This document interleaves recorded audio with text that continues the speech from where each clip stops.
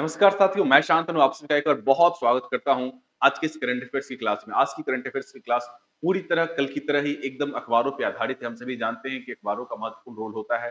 Day to day life में हम जो भी खबरें जानते हैं, वह न्यूज़पेपर के माध्यम से हम तक पहुंचती है और उन माध्यमों से हम जो है सो अपनी तैयारी को बेहतर बनाते हैं, साथ-साथ अपनी जानकारी को और शार्प करते हैं। तो चलिए आज के इस करंट अफेयर्स की क्लास में हम प्रारंभ करते हैं। आज का इस करंट अफेयर तो दोस्तों आज का करंट अफेयर बहुत ही महत्वपूर्ण है। एक-एक करंट अफेयर्स एकदम आपकी तैयारी को बेहतर बनाएगा। तो आज का पहला करंट अफेयर्स जो हमारा है, वह है आपको इंटरनेशनल रिलेशन से रिलेटेड अंतर्राष्ट्रीय संबंध से संबंधित। हम सभी जानते हैं जो दक्षिण कोरिया के राष्ट्रपति हैं, वे भारत आए हुए थे। दक्षिण कोरिया के राष्ट्रपति जिनका नाम ली जेम्यूंग है। दक्षिण कोरिया के राष्ट्रपति का क्या नाम है? ली जेम्यूंग।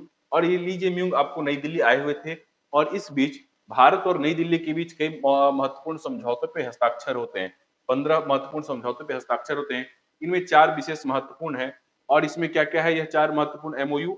इसमें से है स्पोर्ट्स के क्षेत्र में, खेल के क्षेत्र में, कल्चरल एंड क्रिएटिव इंडस्ट्रीज के क्षेत्र में, फिर है स्मॉल और मीडियम एंटरप्राइजेज के क्षेत्र में और एक है इंडस्ट्रियल कोऑपरेशन कमेटी बनाने के लिए, ठीक है? इंडस्ट्रियल कोऑपरेशन कमेटी बनाने के क्षेत्र में ये एमओयू होता है। दोस्तों साउथ कोरिया और भारत जो है सो अपने बायलैटरल ट्रेड को 50 बिलियन डॉलर तक बढ़ाने को सहमत हुए हैं और ये आपको 2030 तक इंडिया और साउथ कोरिया का जो बायलैटरल ट्रेड है वह आपको कितना हो जाने की संभावना है? तो ये आपको 50 बिलियन डॉलर तक हो जाने की संभावना है। दोस्तों साथ ही साथ साउथ कोरिया और चूंकि हम देख रहे हैं कि ये दोनों देश अपने बायलैटरल ट्रेड को बढ़ाना चाह रहे हैं। तो होता क्या है कि जब दो देश अब अपने आपस में जो व्यापार करते हैं उसमें जैसे-जैसे उनका व्यापार अधिक बढ़ता जाता है, जब एक-दूसरे के में भरोसा अधिक होता है, तो धीरे-धीरे यह चीज़ जो है सो इकोनॉमिक इंटीग्रेशन के रूप में हम लोग जानते हैं, ठीक है? किस प्रकार से 2 देशों के बीच जो व्यापार हो रहा होता है और वह व्यापार किस स्वरूप तक पहुँचने की क्षमता रखता है। तो यही जो स्टेजेज़ होते हैं एक-दूसरे ट्रेड को एक-दूसरे के भरोसे को, ठीक है? आर्थिक भरोसे को, इसी को हम लोग कहते हैं इकोनॉमिक इंटीग्रेशन। तो दोनों देश अपने ट्रेड को CEPA comprehensive economic partnership agreement तक ले जाने को सहमत अभी हुए हैं। तो ये दोस्तों इकोनॉमिक इंटीग्रेशन होता क्या है? तो इकोनॉमिक इंटीग्रेशन जो है सो बायलैटरल ट्रेड का स्टेज होता है। इसमें सबसे पहला होता है जो स्टेज इकोनॉमिक इंटीग्रेशन का, वह है पीटीए, ठीक है? Preferential trade agreement. जब 2 देश आपस में पहले तो कुछ तो व्यापार करना आरंभ करते हैं, फिर थोड़ा व्यापार हुआ, फिर व्यापार आगे बढ़ा, दोनों देश एक-दूसरे को प्रेफ़रेंस देने लगते हैं, तो उससे प्रेफरेंशियल ट्रेड एग्रीमेंट होता है। फिर एफटीए होता है, कुछ सामानों को एक-दूसरे के क्षेत्र में एकदम फ्री ट्रेड की सुविधा दी जाती है। एफटीए ये फ्री ट्रेड एग्रीमेंट हुआ। उसके बाद अगला स्टेज जो होता है इकोनॉमिक इंटीग्रेशन का, वह क्या होता है? केका comprehensive economic cooperation agreement, comprehensive economic cooperation agreement. अगला जो है सो होता है केपा। इसके बाद ही अगला स्टेज क्या होता है? CEPA common sorry comprehensive economic partnership agreement, ठीक है? उसके बाद आते हैं custom union, common market, economic market, फिर मनी मार्केट, ऐसे करके ये स्टेजेस ऑफ क्या है? इकोनॉमिक इंटीग्रेशन, ठीक है? दोस्तों साउथ कोरिया की अगर राजधानी की बात करें तो हम सभी जानते हैं राजधानी कहाँ है? कैपिटल दक्षिण कोरिया की सियोल कैपिटल हो गया। और करेंसी क्या है? तो करेंसी साउथ कोरिया की क्या हो गई? वो है वॉन, ठीक है? याद रखिएगा ये चीज। चलिए अगले स्लाइड पे आते हैं हम लोग। अगला स्लाइड क्या है हमारा?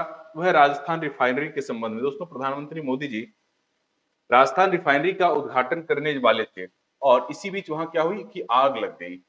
यह रिफाइनरी आपको पचपदरा रिफाइनरी है और इसी में अग्निकांड के कारण इसका जो उद्घाटन होना था उसे क्या हो गया है? टाल दिया गया है, ठीक है? दोस्तों अभी अगर हम पेट्रोलियम के प्रोडक्शन की बात करें भारत में, तो सबसे ज्यादा पेट्रोलियम भारत में जो प्रोडक्शन हो रहा है वो आपको कौन कर रहा है? राजस्थान। राजस्थान कर रहा है।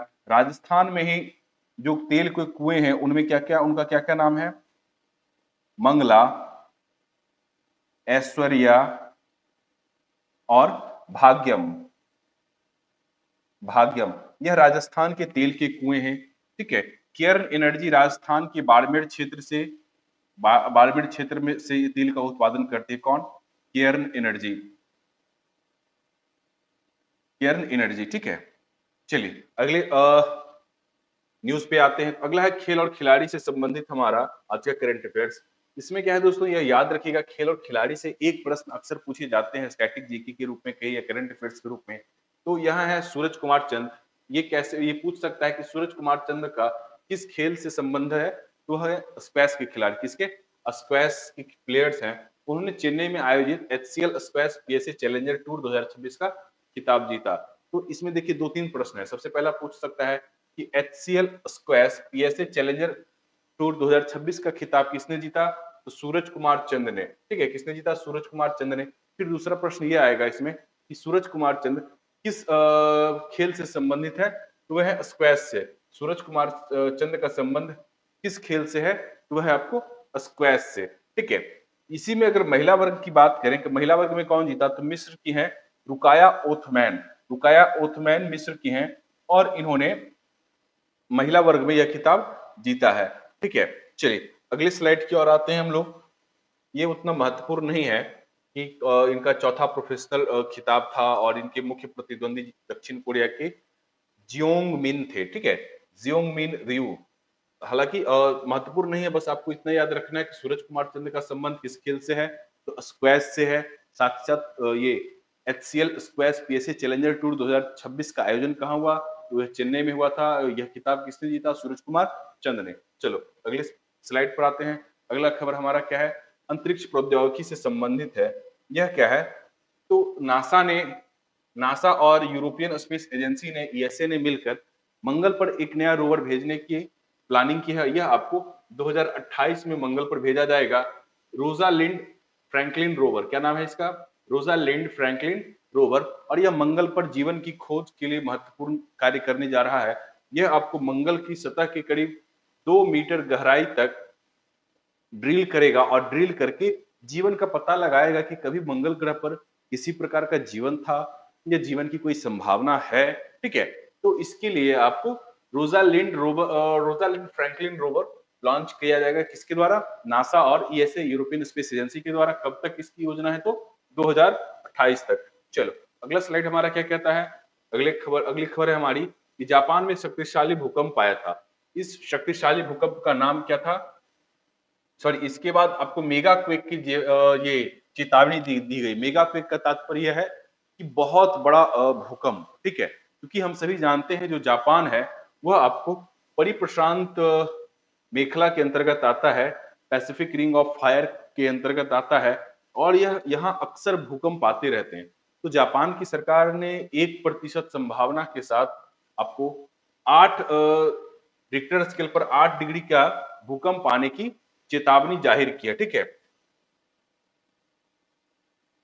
चलो पैसिफिक रिंग ऑफ फायर क्या है दोस्तों? देखो पैसिफिक रिंग ऑफ फायर है कि हम सभी जानते हैं कि पृथ्वी कई जितनी भी सारी हम देख सकते हैं कि जैसे जितने सारे महासागर हैं या महाद्वीप हैं, सब प्लेटों पे है। प्लेट टेक्टोनिक थ्योरी के अनुसार जितने भी सारे महासागर महासागर हैं या महाद्वीप हैं, सब क्या है? प्लेटों पे हैं। तो उसी में से प्रशांत महासागर एक अलग प्लेट पर है और इस प्लेट का नाम क्या है?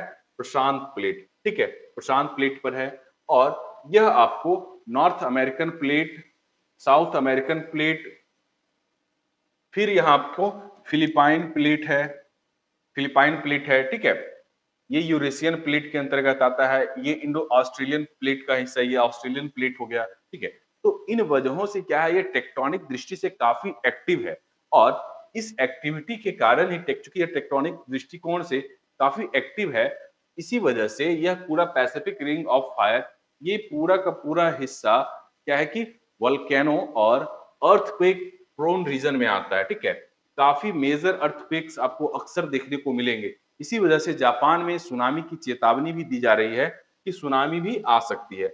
चलो तो ये देख लिया हमने रिंग ऑफ पैसिफिक। ठीक है, रिंग ऑफ फायर। चलो अगला स्लाइड हमारा क्या कहता है? पश्चिम एशिया की भू राजनीति और भारत।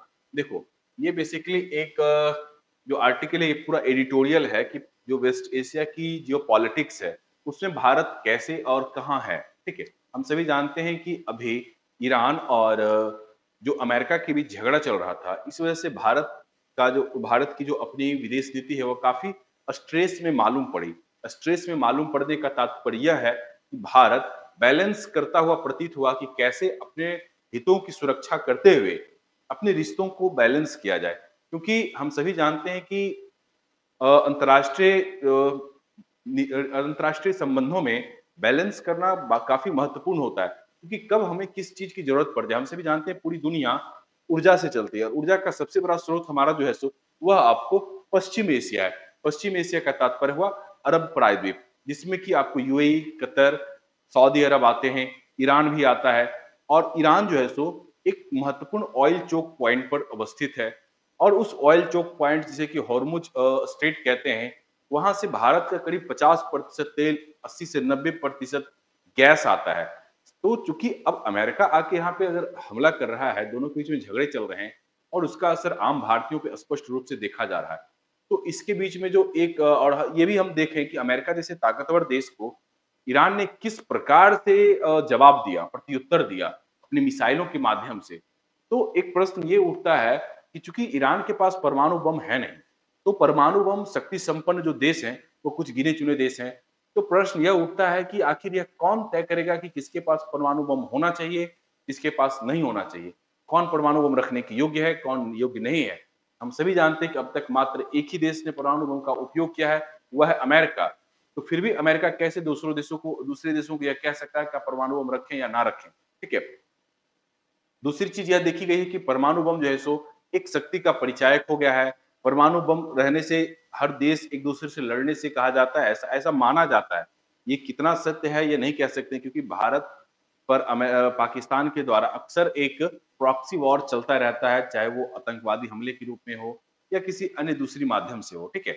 तो परमाणु बम जो है कितना शांति व्यवस्था कायम रखने में सक्षम हुआ है, यह एक राजनीति में डिबेट का विषय है, ठीक है? हम सभी जानते हैं कि शांति कभी भी कायम होती है, वो आपसी विश्वास और भरोसे से हो सकती है। हथियारों के बल पर शांति कायम नहीं होती है।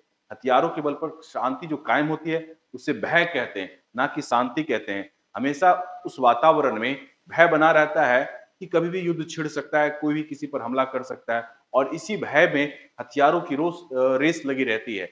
आज ईरान ने भय की वजह से ही इतने हथियारों का ज़ख़ीरा जमा किया और वह उसका भय एक प्रकार से सही साबित हुआ, क्योंकि अमेरिका ने उस पे जाके अटैक किया। तो वही सा प्रश्न यही उठता है कि आखिर पश्चिम एशिया की भू-राजनीति में परमाणु शक्ति का क्या रोल है? ठीक है? हर कोई न्यूक्लियर अम्ब्रेला चाहता है, यानी परमाणु छतरी चाहता है ताकि उसे कोई दूसरे देश डराए नहीं, धमकाए नहीं, ठीक है? यह आपको अंतर्राष्ट्रीय मंच पर एक प्रतिष्ठा का विषय भी बना हुआ है और इसी वजह से हर देश चाहता है कि उसके पास एटॉमिक बॉम्ब हो। लेकिन एटॉमिक बम कोई खिलौना नहीं है, अगर किसी के भी हाथ में पड़ जाए, तो दोस्तों शहर का शहर तबाह हो सकता है, हज़ारों लाखों जानें जा सकती है। तो इसीलिए जब जिम्मेदार व्यक्ति के हाथ में अगर सत्ता नहीं हो और अगर उसके पास में एटम बॉम्ब हो, तो सोच सकते हैं कि दुनिया कितनी वल्नरेबल होगी। कभी भी, कहीं भी कुछ भी हो सकता है। जैसे आज डोनाल्ड ट्रंप का देख रहे हैं कि अमेरिका जैसे पावरफुल देश का जब कोई इस प्रकार का राष्ट्रपति होता है, इस प्रकार की मानसिकता का व्यक्ति बैठता है, तो दुनिया में अशांति कहीं भी हो सकती है। उसकी संभावनाएँ हमेशा बनी रहती है। तो ख़ैर चलिए, ये बहुत लंबा डिबेट का विषय है, इस पर हम लोग बाद में बात कर सकते हैं इस आर्टिकल पे, भू-राजनीति पे, जियोपॉलिटिक्स कैसे चीज़ों को देखता है, एटॉमिक बम कैसे जियोपॉलिटिक्स को अफ़ेक्ट करता है, भारत कहाँ कैसे खड़ा है अभी। हम सभी देख लिए हैं भारत की विदेश नीति को, तो भारत की विदेश नीति काफ़ी स्ट्रेस में दिखाई दी ही। वर्तमान सरकार की कई सारी आलोचनाएँ भी हुई कि खामनेई की जब हत्या की गई, तो आपने उसको कंडेम क्यों नहीं किया? क्योंकि वहाँ किसी एक देश की सॉवरेनिटी का वायोलेशन हुआ था। एक बाहरी से कोई देश आता है, घुस के मार देता है किसी के सुप्रीम लीडर को। ये स्पष्ट वायोलेशन है एक तो वर्ल्ड ऑर्डर का, विश्व व्यवस्था का, अंतर्राष्ट्रीय कानूनों का और यह एक देश की सॉवरेनिटी का, सीमा उल्लंघन का भी मामला आता है। तो हम एक कंडेमनेशन तो कर ही सकते थे कि यह उचित नहीं है। चाहे दोनों के बीच में कितना भी टेंशन हो, हम जब ये कहते हैं कि अंतर्राष्ट्रीय झगड़े को कूटनीति के माध्यम से बैठ के बातचीत के द्वारा ही सुलझाया जा सकता है, तो इसका कंडेमनेशन तो किया ही जाना चाहिए था। खैर चलिए, आपकी जो भी राय हो हमें कमेंट बॉक्स में बताइएगा और यह वीडियो कैसा लगा बताना बिल्कुल ना भूलें। हमारे चैनल को सब्सक्राइब करें, इस वीडियो को लाइक करें, दोस्तों के साथ शेयर करें। बहुत-बहुत शुक्रिया दोस्तों। हम सभी आपके लिए ढेरों जानकारी भरे वीडियोज़ तो लाते ही रहेंगे। हमारे क्लासेस स्टार्ट हो चुके हैं। ऑफलाइन में बच्चे हमारे पढ़ रहे हैं। हम तैयारी के लिए साथ ही साथ 72वीं बीपीएससी के लिए बैच लेके आए हैं, स्पेशल बैच, जो कि आपकी तैयारी को बहुत ही मुकम्मल तरीके से संपन्न करवाएगा। जो ये कहता है कि तैयारी नहीं हो सकती, वो मुझसे मिलो। मैं आपको बता सकता हूँ कि 72वीं बीपीएससी आप आसानी से कर सकते हो। बहुत कुछ करने की ज़रूरत नहीं होती, आपको स्मार्ट विच अप्रोच अपनाना होता है। चीज़ों को एनालाइज़ करना होता है और पढ़ना वही होता है जो परीक्षाओं में पूछा जाए, ठीक है? तो चलिए हमारे साथ जुड़िए, हमारे नंबर हैं आपको मैं बताता चलूँ 9430934375, ठीक है? ये हमारा नंबर है। इस नंबर पे आप कॉल करके हमारे ऑफलाइन सेंटर्स पर आइए, टेस्ट सीरीज ज्वाइन कीजिए, क्विज़ेज़ ज्वाइन कीजिए और हमारे बैचेस को ज्वाइन कीजिए। आपको बेहतर गाइडेंस के साथ एक बेहतरीन तैयारी मिलेगी, जो कि पटना की भीड़ से आपको अलग करेगा। तो बहुत-बहुत शुक्रिया दोस्तों, हमारे साथ जुड़िए, भीड़ का हिस्सा नहीं, विभाग का हिस्सा बनिए। धन्यवाद।